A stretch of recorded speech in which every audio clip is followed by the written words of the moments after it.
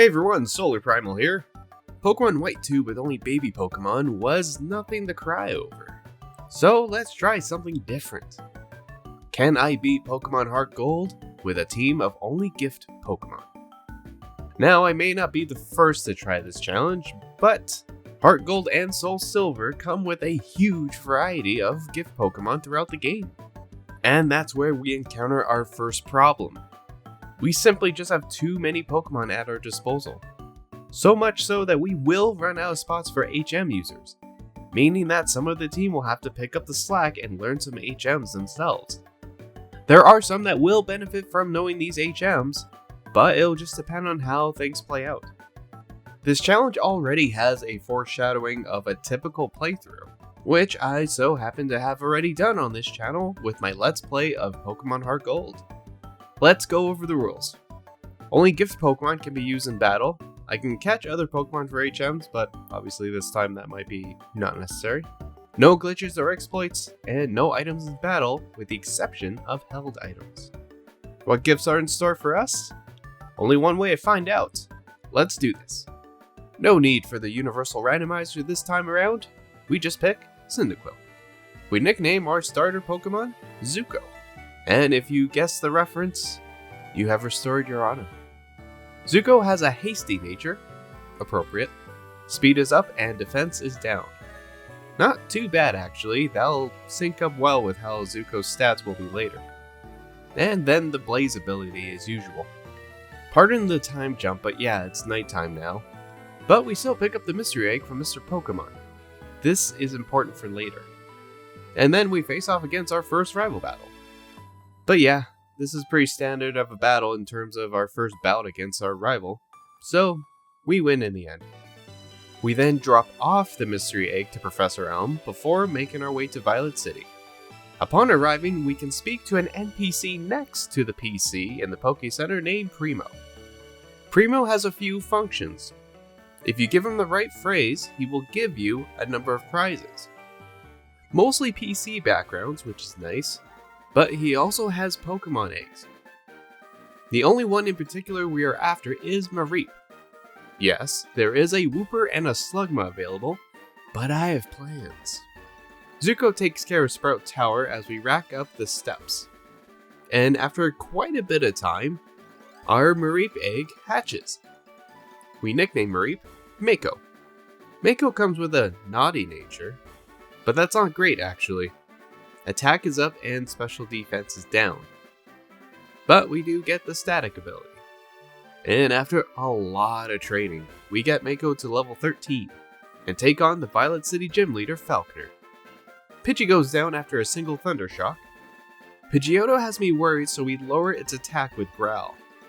Thunder Shock is good, but not as effective as it was on Pidgey, as well as Pidgeotto using Roost to keep the battle going. On one of Pidgeotto's tackles, it becomes paralyzed due to static. But that is the push we needed to knock out Pidgeotto, leveling up to 14, ending the battle. Take flight! First gym badge, done and dusted. Afterwards, we pick up the mystery egg from Professor Elm's assistant. I wonder what it could be. Traveling down the Union Cave, Mako evolves into a Flappy. Popping out the other side of Union Cave, and after running back and forth for a while, the mystery egg catches. It's Togepi! Yeah, no surprise there. But we will actually be using it this time. We nicknamed Togepi Aang. It may not be a flying type yet, but with training, Aang can save the world. Oh wait, it has the hustle ability. That raises our physical attack, but it lowers our average accuracy to 80. Considering Togekiss later on is a special attacker, this shouldn't affect things at all for us. Well, at least we got the mild nature. That's special attack up and defense down. So, yay? Aang takes care of Team Rocket and Slowpoke well. Sort of. And then we take on the Azalea Town Gym Leader, Bugsy. I want to say this was difficult, but we sweep Bugsy's entire team with Zuko's Ember. Not only that, we level up twice to 20 and learn Flame Wheel. Yeah, Bugsy didn't stand a chance. What's the buzz? That's our second gym badge, done and dusted. With that sweeping victory under our belt, we take on our next rival battle. Aang shows his stuff by taking a curse from Ghastly before knocking it out with extra sensory. Mako hits with Thundershock, paralyzing Crocona as it uses Scary Face, lowering our speed. God, I hope that I said that right. This process repeats as our rival just doesn't choose any attacking moves. Despite this, Crocona is knocked out after a third Thundershock, and Mako levels up to 18. Aang then hits Zubat with a couple extra sensories, and then Mako finishes the job with Thundershock. Arriving in Goldenrod City, I must point something out. The Game Corner offers 3 Pokemon as prizes. I did consider these when planning out my team. Again, with so many options, we pass on these Pokemon for this run. But before taking on the next gym, we detour and actually pick up another gift Pokemon, a Spearow named Kenya from the Route 35 Gate Guard. We'll hang on to this Pokemon for now, but I'm not planning on keeping it on the team in the long run. And then we proceed to National Park and pick up Quickclaw, the Soothe Bell, which we equip to Aang right away, and TM28 Dig. I don't know if I'll teach this to anyone just yet though. So now we go to take on the Goldenrod City Gym Leader Whitney. Clefairy tries Metronome using Shadow Punch, but that doesn't work on Aang as we get a bit of damage in with extra sensory. Clefairy then uses Mimic to learn extra sensory, and then we use Yawn. Aang uses Metronome of his own to use Toxic. Well, that's awkward, because that cancels our Yawn. And then Clefairy uses extra sensory to make it even more awkward. Aang and Clefairy toss extra sensories at each other. A super potion is used as extra sensory and Toxic get in more damage. We get another hit in as Clefairy uses Metronome again, this time summoning a Fury Cutter, and Toxic finally knocks it out. Whitney's Miltank gives us even more trouble as Zuko's Rock Smash barely does any damage, and then we're hit with Attract. So we switch out Mako, who is hit by Stomp and takes Attract before using Thunder Wave. But then Miltank Slumberry shrugs it off. So we try for Thunder Wave again, but we take another Stomp and get immobilized by Love.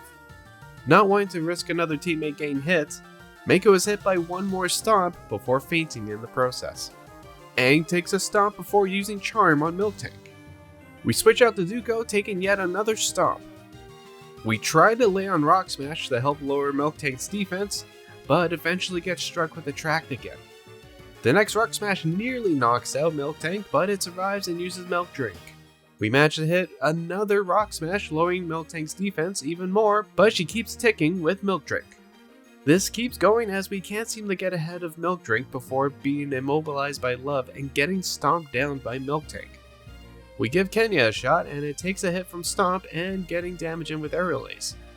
Kenya then flinches on the next Stomp before going down to another one right after. And then Aang is knocked out by Stomp. Well, shoot. We try again and switch things up with Zuko knocking out Clefairy in 2 shots with Rock Smash. But we still struggle against Miltank. We chip away at her with Rock Smash until Zuko is knocked out. Aang sets up a Charm, but then gets flinched twice in a row. Things go back and forth for a while as Aang makes attempts to put Miltank asleep and using Charm. So we switch out to Kenya, who is down by a crit Stomp before falling asleep. Mako is then sent out. This proves to be just as sluggish of a fight as Mako takes Stomps, and being in love while Miltank is struck with paralysis here and there. Seeing this is going nowhere, we swap Aang back in. So with Aang at 9 HP remaining, goes for Metronomes. Missing with Swagger, getting hit with Stomp going down to 3 HP, and then the next Metronome becomes Sheer Cold. Well, ain't that some luck? Sure, we could just level grind it until we could win, but I'll take this victory. Speaking of which, Aang evolves into a Togetic. Nothing normal about this. That's our 3rd gym badge, done and dusted. We spent a bit of time at the Pokélathon. I don't even know if I could say that properly, but either way, earning points for an item we'll need later. And let me say, this is brutal on an emulator using a mouse. I miss playing these on my DS. They're actually really fun, but yeah, oh well. And after about an hour competing, we earned enough points to obtain a Water Stone. Some of you may know where I'm going with this. Upon arriving at Critique City, We make a quick detour to Route 42, picking up HMO 4 Strength and TM65 Shadow Claw. Then we head back to Akritique, we meet Bill, he heads home to Goldenrod City, we follow suit, and in doing so, obtain our next gift Pokemon, Eevee. We nickname Eevee Sokka, a proud member of the Water Tribe. So yeah, if you can't guess by now, we plan on evolving Sokka into a Vaporeon. Sokka comes with a serious nature. Why so serious? Seriously neutral, am I right? Up top. As well as the runaway ability. This will become water absorb upon evolving, so overall not bad. But no time like the present, let's evolve Sokka. And look at those stats just after evolving. Mwah. It'll take a bit of training before Sokka is ready to take on any battles, but I'm happy to have him a part of the team. For now, let's take on our rival in the Burn Tower. Ghastly's Confused Rig completely crushes Aang. Seriously, look at this. Not only do we take damage from Curse, but Aang hits himself 4 times in a row, with the 4th round Confusion knocking out Aang. Zuko then finishes off Ghastly with Flame Wheel. Mako takes an Ice Fan before landing Thundershock. Crocona uses Scary Face and muscles through the next Thundershock. But we go roundabout again, knocking out Crocona with Thundershock. Zubat confuses Mako with Supersonic, successfully halting the first Thundershock. Mako takes a bite from Zubat, snaps out Confusion to land Thundershock, knocking out Zubat in one shot and leveling up to 22. Magnemite is then one-shot by Zuko's Flame Wheel, ending the battle. Afterwards, we clear the Team Rocket Grunt from the Kimono Theater and obtain HM03 Surf and teach it to Sokka. But I forgot to record this part, so you'll just have to take my word for it. And with that, it's time to battle the Akritique City Gym Leader, Morty. Ghastly fails to land Spite as Sokka crushes it with Surf, knocking it out in one shot. Sokka is hit by Sucker Punch before blasting Surf at Gengar. Mean Look stares down Sokka as we hit with another Surf, nearly knocking out Gengar, but triggering its Citrus Berry. Gengar releases a Shadow Ball before getting knocked out by one more Surf, and Sokka levels up to 22. And Quick Claw's Extra Sensory to knock out Haunter in one shot. Morty's last Haunter uses Sucker Punch before getting knocked out by Extra Sensory, ending the battle. Knock knock, who's there? Boo. Boo-hoo? Don't cry. That's just our 4th gym badge done and dusted. As we arrive in Cianwood City, we take on its gym leader, Chuck. Primeape goes down after 2 extra sensories from Aang despite it using Double Team. Aang attempts Yawn but gets put to sleep by Poliwrath's Hypnosis. Aang doesn't wake up next turn to prevent Focus Punch from landing. Poliwrath sets up another Focus Punch. Aang does wake up to use Yawn, but then gets knocked out by Focus Punch. Mako is sent out and takes a Body Slime, becoming paralyzed. But then I mess up and use Thunder Wave, forgetting Poliwrath would have been falling asleep this turn. Man. Paralysis is great and all, but it is clear that Mako's Thundershock just doesn't have enough kick to it yet to make a dent on Poliwrath, before Mako is eventually knocked out by Surf. Sokka doesn't fare much better using Quick Attack, and water moves heal Poliwrath, so we're stuck spamming Quick Attack over and over again. Until Sokka uses Sand Attack, and Poliwrath uses Hypnosis. Again, we're unable to prevent Focus Punch from striking as we sleep, and Sokka is knocked out. Kenya uses Aerial Ace, dealing decent damage to Poliwrath as it remains paralyzed this turn. This causes Chuck to use Hyper Potion, taking away Sokka's efforts. We get a couple more Aerial Aces in before getting put to sleep. And like before, Kenya is knocked out by Focus Punch. Last up is Zuko, who stops Focus Punch with Headbutt. Then uses Rock Smash, lowering Poliwrath's defense as we are struck with paralysis. But then Chuck heals Poliwrath again with Hyper Potion. Zuko puts up one heck of a fight with Rock Smashes until Poliwrath finally uses Surf to knock out our last Pokemon. So we're gonna need some training. While training, we level up Mako to 31 to learn Discharge as Flaffy and evolve into an Ampharos. We return from our training to rematch Chuck. Primeape goes down in a similar fashion, though our stronger extra sensories is enough to trigger Chuck to heal Primeape with Hyper Potion at least once before going down. Aang sets up Yawn again on Poliwrath and takes a Surf. We take another Surf before using Extra Sensory and putting Poliwrath to sleep. I take this opportunity to use Charm twice to heavily lower Poliwrath's attack. Aang then uses Extra Sensory, triggering Poliwrath's Citrus Berry. One more Extra Sensory nearly knocks out Poliwrath, but this causes Chuck to use another Hyper Potion, allowing us to hit with Extra Sensory once more. The next attack gets Poliwrath to red HP, waking it up to miss Focus Punch. Poliwrath then uses Body Slam, barely scratching Aang, and then gets knocked out with a final Extra Sensory, leveling up to 33, learning Ancient Power, ending the battle. Chuck put up one heck of a fight, but that's our 5th gym badge, done and dusted.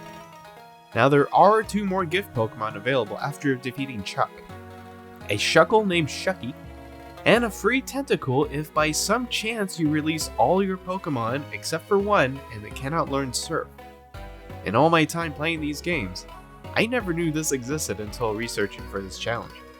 Both of these, we will be passing for this challenge, but you are free to try them out if you so see fit.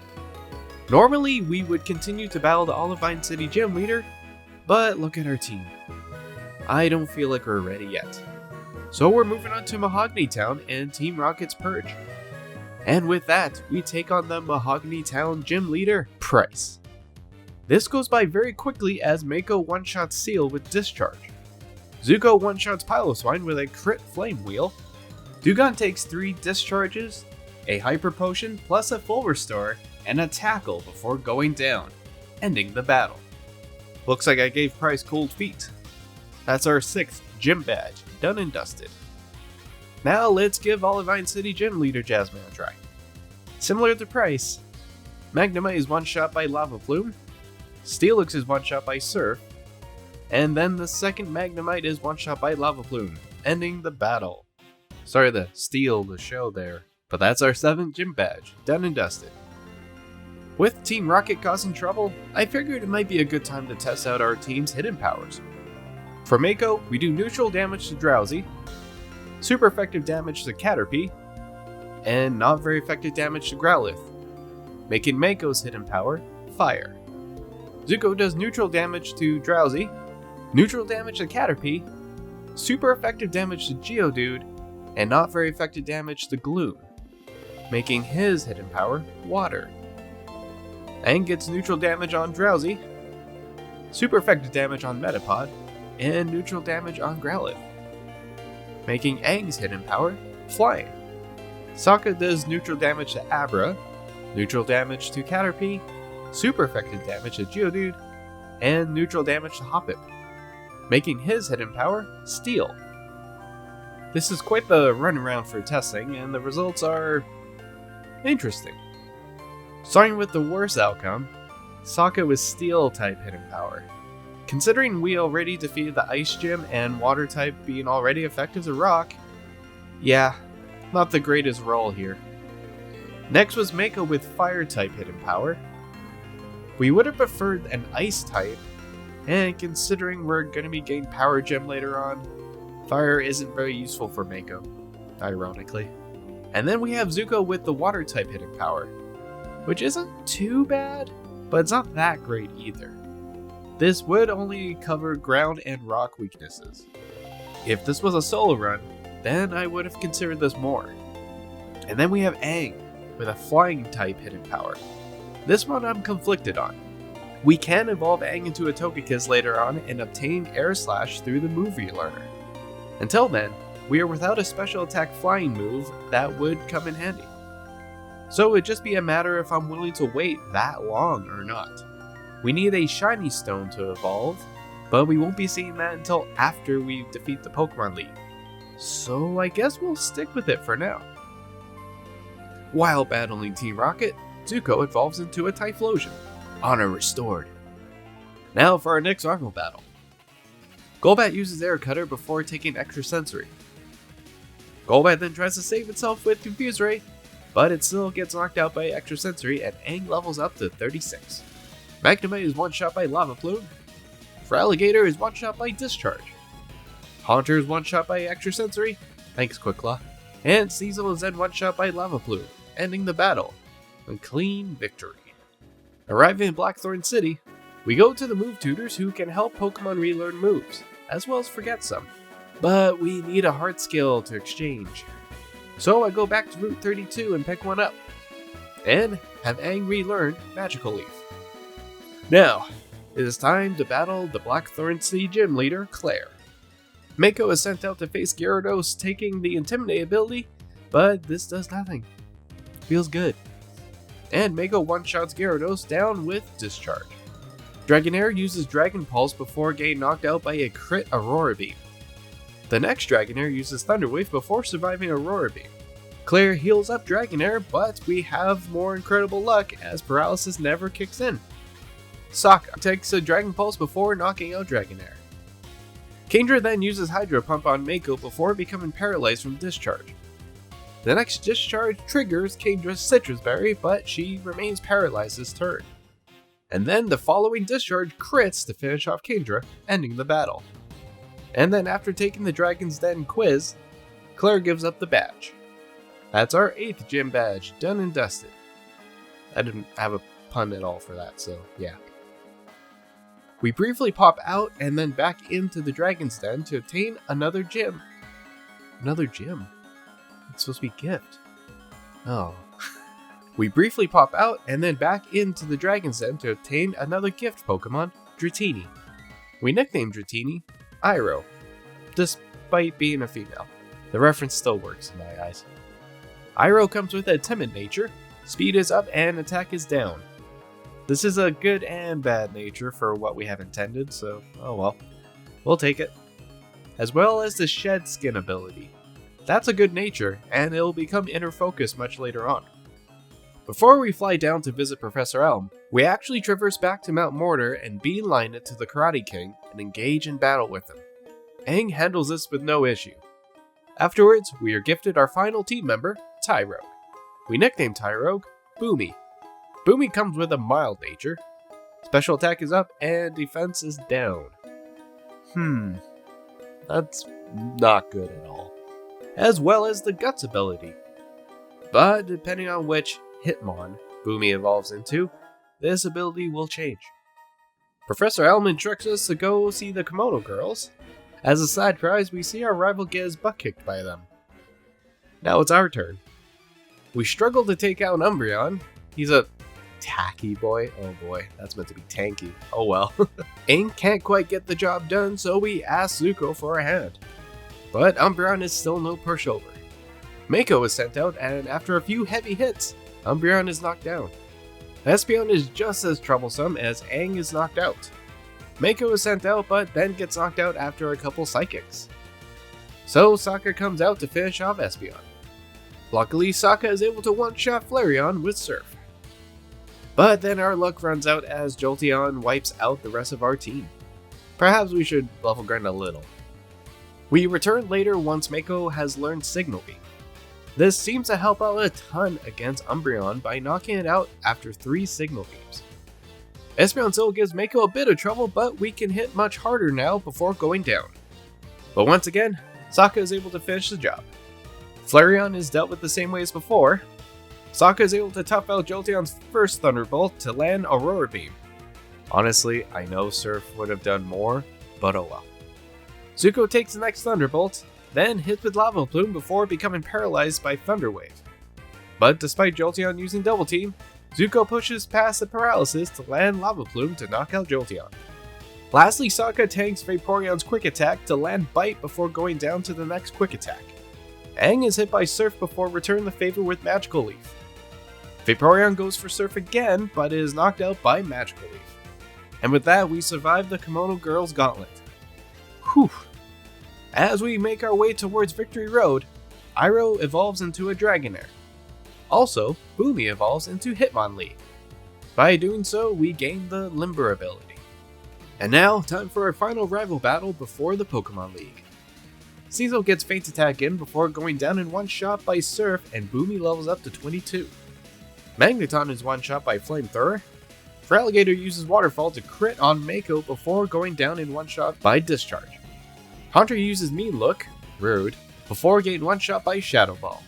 Kadabra thinks he's clever by trying to disable Shadow Ball, but it fails and Sokka knocks out Kadabra in one shot. Golbat uses Confuse around Sokka, but like a boss, he pushes through and hits with a Roar Beam. Sokka is hit by Bite and then it hits itself in Confusion. This happens for another 2 turns in a row, chipping away at our hit points, leaving Sokka with 4 HP, before snapping out of Confusion to land one more Roar Beam to knock out Golbat, ending the battle. Whew. Arriving at the Pokemon League, it'll do us good to do a bit of training to get the rest of the team caught up. So here's our team. I didn't level everyone up to 45. I'm hoping we won't need them to be that way, but we'll see. Comment down below your guesses if we can defeat the Pokemon League or not. Alright, let's do this. First up is Elite Four Will. Johto uses me first, causing it to hit Mako with Discharge. Honestly, I've never seen it use that before. But it's obvious it doesn't quite work out the way Will was hoping it to, and Johto is knocked out in one shot by Discharge. Jinx is one shot by Flamethrower. Mako sets up Thunder Wave on Slowbro as it uses Amnesia. This does make Slowbro tougher to take down, especially with Will using Full Restore on Slowbro. But we eventually knock it down. Executor is one shot by Flamethrower, and then the second not to misses Psychic before getting one shot by Discharge, ending the battle. Boy, Zuko and Mako putting in the work. Next is Elite Four Koga. Both Ariados and Fortress are one shot by Flamethrower. Way to be, Zuko. Muck tries to evade Aang's Extrasensory with Minimize, and with the help of Full Restore and poisoning from Gunk Shot, Aang is eventually knocked out. So close. Zuko uses Swift, but there is nothing swift about it, with Muck surviving to miss Gunk Shot the first time, and then living with 1 HP and a dream to land the next Gunk Shot. But then a third Swift finishes off Muck. Crobat uses Double Team as it survives Discharge, going into red HP, triggering its Citrus Berry. Crobat then lands a crit Poison Fang on Mako, who becomes poisoned from the attack, but paralyzing the assailant before going down to another Discharge. Venomoth is then one shot by Flamethrower, ending the battle. A bit of a trickier one, but we pulled through. Third is Elite Four Bruno. Hitmontop uses Quick Attack as Aang responds with Hidden Power, and after another Quick Attack, Hitmontop is knocked out by Extrasensory. Hitmonchan proves to be faster as it hits with Ice Punch that crits to knock out Aang. Zuko then hits with Flamethrower before taking a Thunder Punch, but Zuko is able to finish off Hitmonchan with another Flamethrower. Onyx gets an Earthquake in before getting knocked out by Surf. Machamp tanks a Flamethrower to hit with Cross Chop, but Zuko lives with 2 HP, activating its Blaze ability and knocking out Machamp with another Flamethrower, also leveling up to 45. Zuko stays in to use its Blade's Flamethrower, but Hitmonlee survives with a sliver of HP and successfully lands High Jump Kick to knock out Zuko. Bruno of course heals Hitmonlee with Full Restore, so we go for Aqua Ring. Probably should have just gone for Surf since Hitmonlee is quicker, and lands High Jump Kick again before Sokka uses Surf. A third High Jump Kick then knocks out Sokka. Swagger is used on Mako, but still continues with Discharge to knock out Hitmonlee, ending the battle. We got pretty beat up there, but we're still standing. Last up is Elite Four Karen. Like our battle with the Kimono Girls, Umbreon is no pushover even with Signal Beam in our arsenal. The paralysis would help if it wasn't for Umbreon's Synchronize ability, and the previous double teams now prove to be an issue as it takes a long while before we land another Signal Beam to knock out Umbreon. Houndoom lands a Crit Crunch before going down in one shot by Surf. Vileplume is one shot by Flamethrower. Gengar hits with Focus Blast but takes an Extrasensory. Karen then cleverly uses Destiny Bond, causing Aang to also get knocked out after hitting with one more Extrasensory. Pretty sneaky, sis. Murkrow is then one shot by Flamethrower, ending the battle. Well hey, we're doing alright. Or so I thought. Because now we have to take on Champion Lance.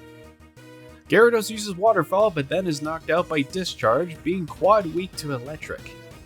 But this is where the fun times end, as Aang is one shot by Dragonite's Outrage. Sokka survives with 12 HP to hit with Aurora Beam, getting Dragonite to just under half HP, triggering its Citrus Berry. Despite Dragonite being confused, it still lands another Outrage to knock out Sokka. Mako gets lucky with Dragonite hitting itself and landing Discharge. Dragonite does it again, allowing Mako to knock it out with another Discharge. Mako then dodges Dragon Rush to hit with more Discharge, but then feints to the next Dragon Rush. With not many options left, Zuko uses Flamethrower before becoming paralyzed by Thunder Wave. The next Dragon Rush brings Zuko down to 13 HP, unlucky for Dragonite as it takes a Blaze Flamethrower, surviving with red HP. Lanston heals Dragonite back to full, and at this point, the rest of our team is wiped out after a few more turns despite putting up one heck of a fight. This is going to take a few tries.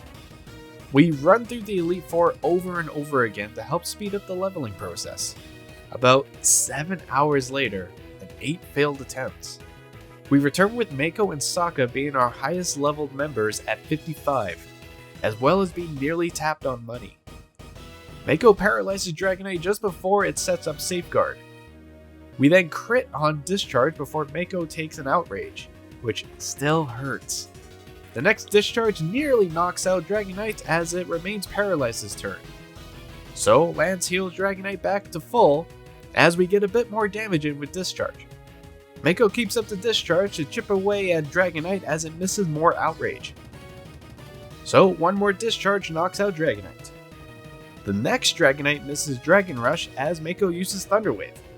We then use our last Discharge to get Dragonite to half HP as it misses another Dragon Rush. So Mako spams Signal Beam until one of the Dragon Rushes hits to knock it out. Aang then finishes off Dragonite with Ancient Power. Aerodactyl uses Thunder Fang on Sokka before getting one-shot by Surf. The third Dragonite combats Sokka, missing Dragon Rush and taking an Aurora Beam, but survives with a sliver of HP. Dragonite is healed back to full and gets knocked out by the next Aurora Beam in one shot, and Sokka levels up to 56. Good timing as it faces against Charizard. Sokka is flinched by the first Air Slash, as well as the second. It's not looking good, but Sokka somehow survives Shadow Claw with 1 HP and a Dream. As Surf is used and I watch Charizard's HP drop. Come on, come on. Yeah, baby! That's Lance's final Pokemon knocked out, crowning us the new champion. There we go. That took me all day running through the Elite Four over and over again, but we did it. We beat Pokemon HeartGold with a team of gift Pokemon. But most of you that watch these HeartGold challenges know that we're not quite done here. We have just one more hurdle to overcome, and that's Pokemon Trainer Red. But before setting foot into the Kanto region freely, we gotta take care of a few things now that we have national decks. We head back to the Pokeathon. Here we can purchase the Shiny Stone. This is the earliest guaranteed way to get the Shiny Stone.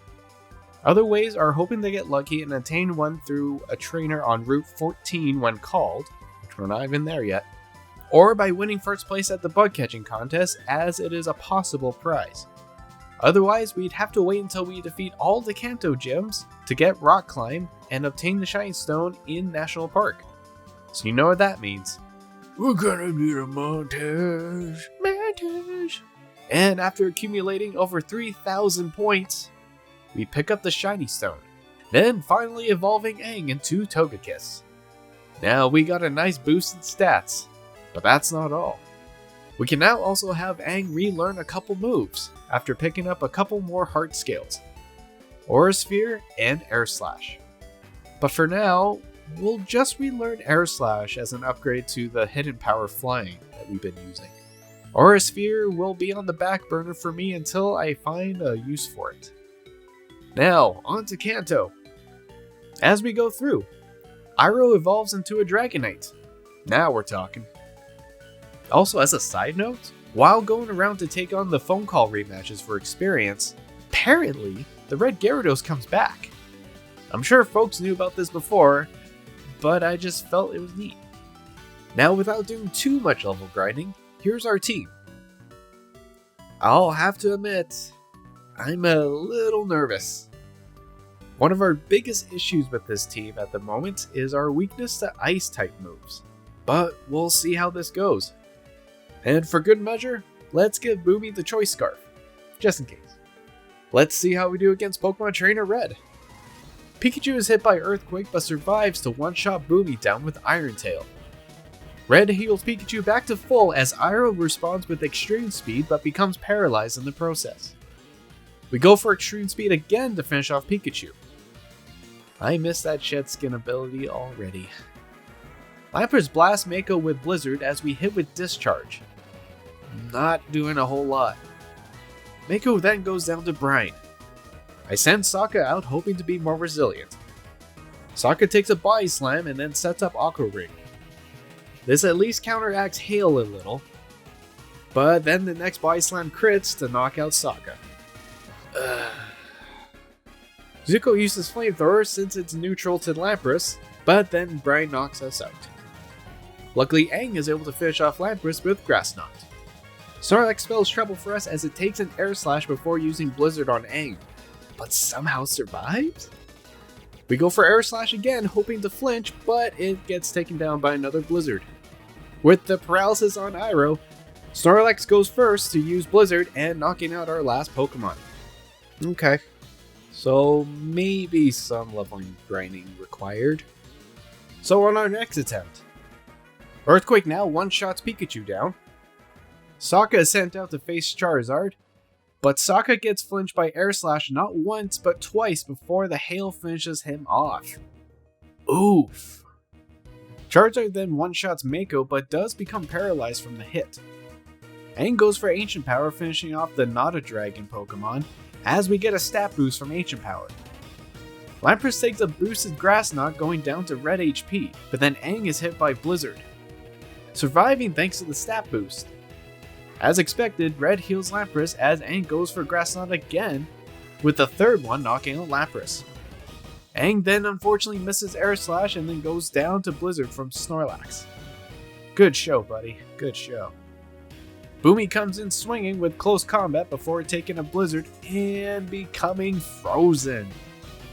Sadly, we do not see a thaw as Boomy gets taken down by the next Blizzard.